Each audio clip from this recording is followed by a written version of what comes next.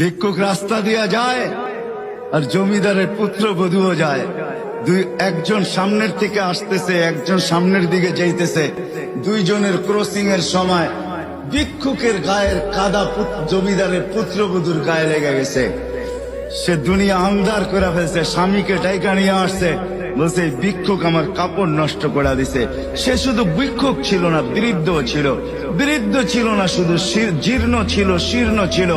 শরীরে কাপড় ছিল না, ফাটা চিরা কাপড় ছিল। পায়ে জুতা ছিল না, পেটে ভাত ছিল না। জমিদারের পুত্র সইতে পারে নাই, যৌবনী শক্তি সয়তো সয় কি কইরা তার স্ত্রীর গায়ে ভিক্ষুকের কাদা, বস সমগ্র শক্তিকে হাতে জমা করা একত্র করে বৃদ্ধের গালে বসায় দিছে। বৃদ্ধ কিচ্ছু বলে নাই, শুধু উপরের দিকে তাকায় দুই তিনটা শব্দ উচ্চারণ করছেন। শব্দগুলা হলো ইয়া মাল্লাহ তারা হলো ওয়ুন, ও আল্লাহ চোখে দেখা যায় না। ও তারা কুল্লা শাই, তুই সব দেখিস। ফারা তারা মা বি, তুই কি দেখিস না আমার সাথে কি ঘটতেছে, এটা কি দেখিস না?